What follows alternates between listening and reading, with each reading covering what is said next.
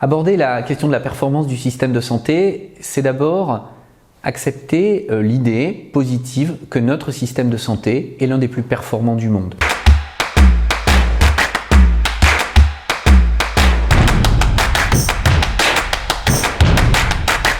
Il est de bon ton, dans notre pays, de tout le temps aborder d'abord les sujets par leur aspect négatif. Mais la crise Covid nous a montré, si besoin en était, que le système français, par son universalité, par son reste à charge le plus faible, par sa couverture territoriale, par son degré de technologie, offrait une réponse à la population de très grande qualité. Partir de ce postulat, c'est d'abord s'exonérer d'une réflexion très compliquée qui consisterait à considérer que tout doit être changé, que tout doit être transformé, que rien ne vaut, que le système, composé d'établissements publics, d'établissements privés, d'un secteur libéral, d'un secteur public, bref, que tout ceci serait à jeter parce qu'il ne serait pas performant. Il suffit d'écouter les étrangers lorsqu'ils utilisent le système de santé français pour mesurer à quel point nous avons sans doute l'un des systèmes de santé les plus performants du monde. Partir de ce principe-là, c'est aussi avoir la capacité de poser les bonnes questions sur les éléments d'amélioration que nous pouvons attraper, que nous pouvons analyser de façon à rendre ce système encore plus efficace. Quels sont ces points de performance que nous pouvons encore attraper pour faire de ce système un système encore plus universel et encore plus efficace? Le premier, c'est sans aucun doute la performance organisationnelle dans les territoires.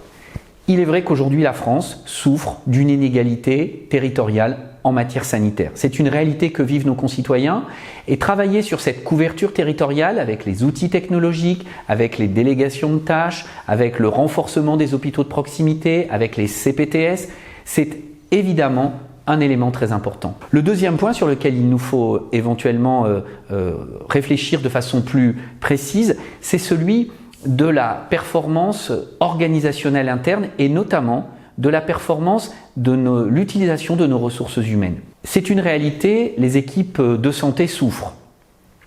Elles ont des conditions de travail difficiles, une charge mentale forte, une demande sociétale qui s'amplifie. S'en rendre compte, c'est se poser de bonnes questions sur les moyens de rendre cet exercice professionnel plus simple, donc plus attractif et de renforcer encore notre système de santé. Et puis le troisième point, c'est de se poser en permanence des questions de performance organisationnelle pour s'efforcer de limiter les coûts de notre système de santé. Et vous l'aurez vu, je termine par ce point et je ne commence pas par ce point. Parce que la performance économique n'est pas le point d'entrée de notre système de santé. Elle doit être un des points de sortie.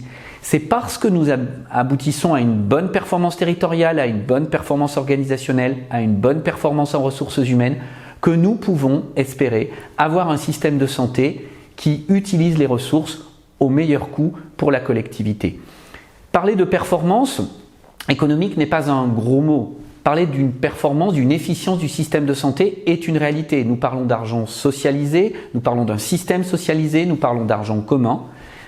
Et accepter de questionner toutes nos organisations doit nous permettre également d'aboutir à un système soutenable sur le long terme et de faire que ce système français performant devienne sans doute le système de référence dans le monde.